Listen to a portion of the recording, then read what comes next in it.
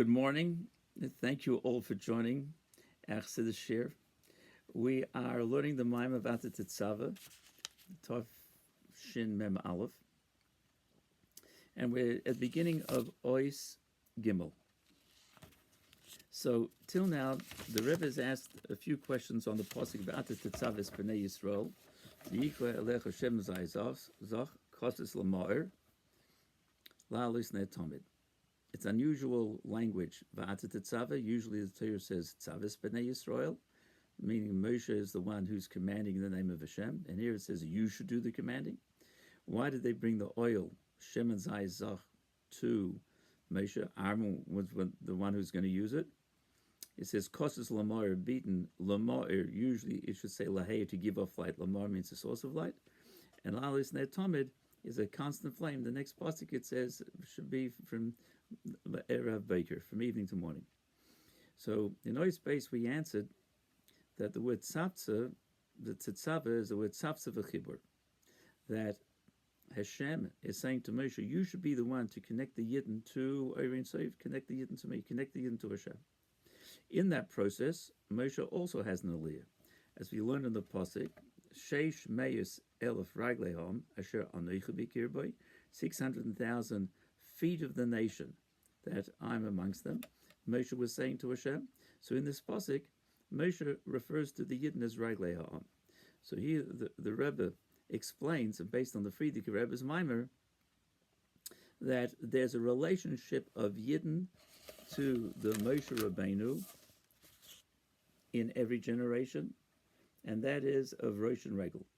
So, and here we see it's hinted to in the Torah, where the Torah says that Moshe refers to the Yidden as a Raglei Ha'am. And so then he is mashpiyah to them. That means to say he connects them to Hashem. So now I want to talk about this a little bit. This relationship that there is between the Moshe and the Yidden. We're going to see later in the Maimer, there's what the Zohar refers to, is pashtus of the Moshe b'chol der. There's an extension of Moshe in every generation. Every generation has the equivalent of a Moshe Rabbeinu, and the relationship with the Yidden is also the same way as Rosh and Regel. So there are a number of levels of relationship when one is mashpiyah to another, one gives to another. You have, for example, in a classroom. In a classroom, you've got a teacher teaching children. There's a relationship. The teacher is mashpiyah to the kids, gives them knowledge, gives them direction. And the kids take what the teacher gives. There's no intrinsic relationship between the teacher and the students on any level of the classroom, from first grade through 100th grade.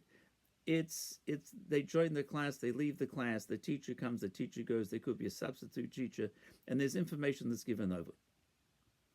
There's a deeper relationship in family. There's brother and sisters of a family, that's a relationship level. And there's another level of parent to child. Parent to child has an intrinsic relationship that can never be broken. The parent-child, child-parent relationship is really on two levels, or could be on two levels. One is, let's say you like the kid. The parent likes the child. And either because they just have a love and they love their child, or they like their child, they like how they look, the child does what the parent says, or the parent likes how the child is developing, that they have their own freedom of expression, even if it's not exactly how the parent likes it, but they like the child.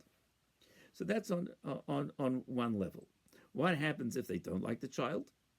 Could be that someone would have a profession, and they're dreaming that their child should take their profession, and the child says, no, I want to do my own thing.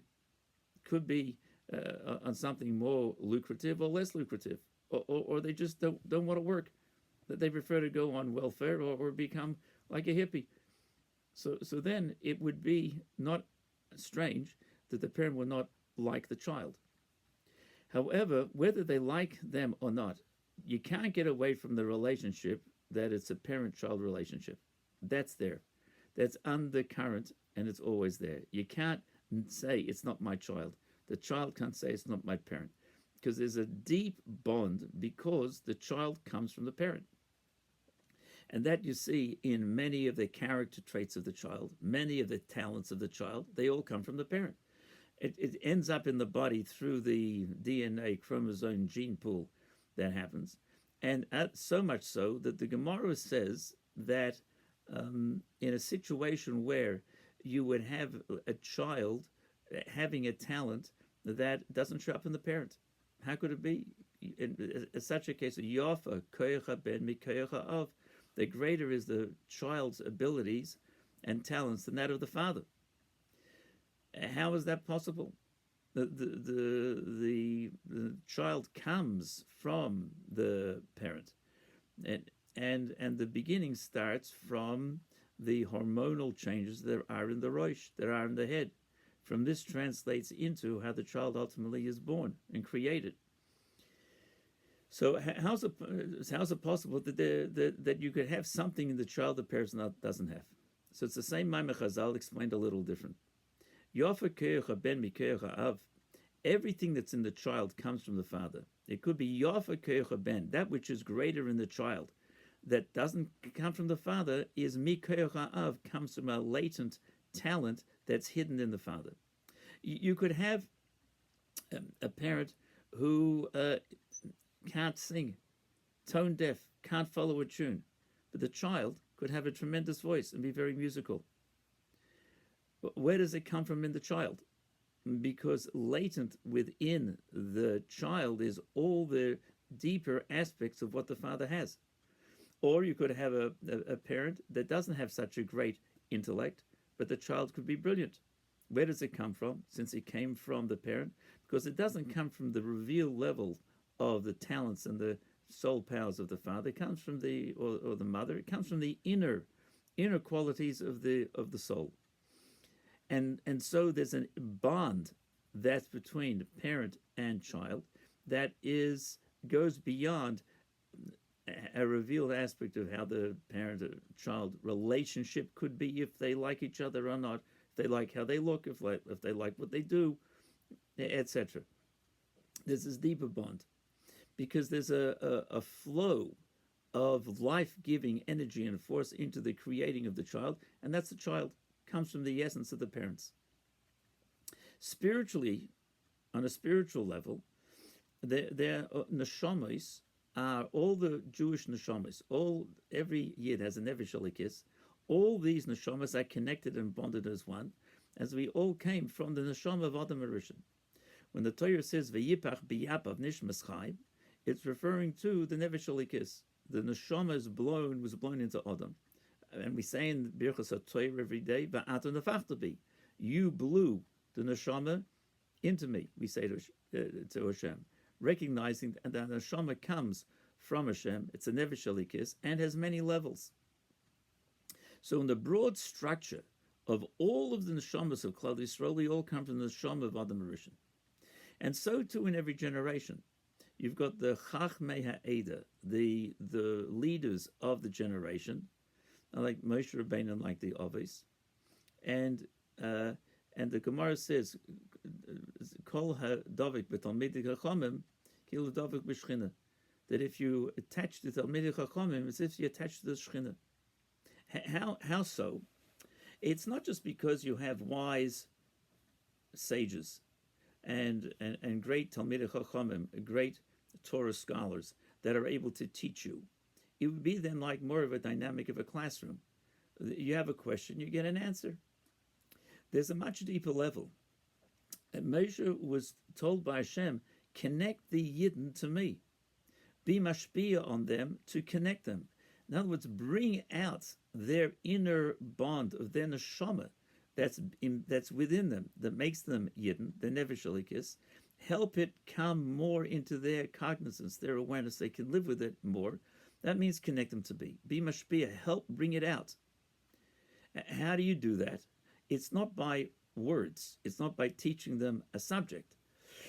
Because the Rosh and Regel have a relationship. Moshe is the Rosh, and the Yidden are the Reglaim. How does it work? By a regular person, you've got the head decides where to go. What does it mean the head decides where to go? It's the person. In the head is the brain. The brain is the main personality of the person. Well, their attitude, how they think. That's where the general hamshachas achayis is in the brain. General drawing down of life-giving energy in the presence in the brain, and it's the control system from the brain to the rest of the body through the nervous system. Everything flows, and it's always connected. Even there's such things as Rahman Litzlan, somebody would be missing a limb. There's what's called phantom pain. The brain registers what's going on in all parts of the body because of that connection. And so it's not just what I mean. The head tells the body. Physically, you've got a flow from the brain through the nerves, and if everything's working with the blood vessels, etc., the feet go where the head gives direction. The head can't get there without the feet. The feet just move the head. And so there's, to the person, when they say, I want to go here, there's a satisfaction in having gotten where they want to go. In other words, the head has a gain. The gain is they got there, but there's a satisfaction because of the guidance that they gave, that the head gave to the feet. Similarly, you have this dynamic in a spiritual sense, that the neshamas are connected on this ruchnisdika level, the spiritual level.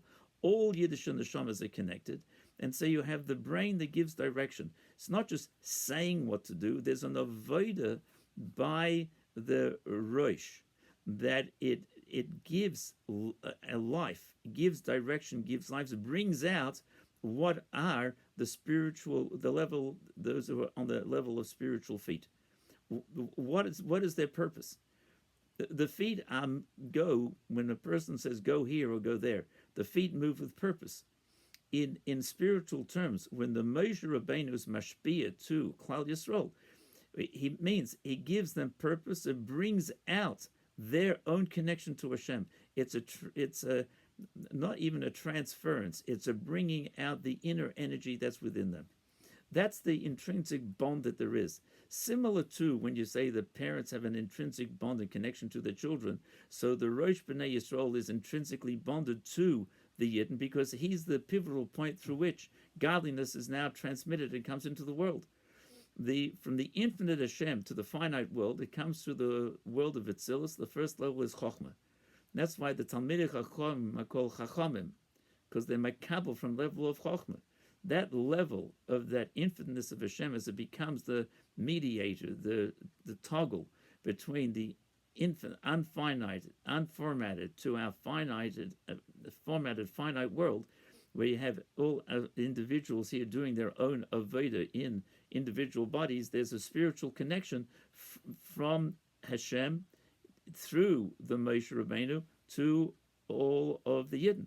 So Hashem was saying, Moshe, this is your inyan, this is your job. You're the Rai Mahemna. You have to take care of them and help them connect to Hashem, to the Ein Sof, help them bring out from within them that intrinsic bonding and connection to who they are. That the Rosh helps the Regan, and helps the Regel.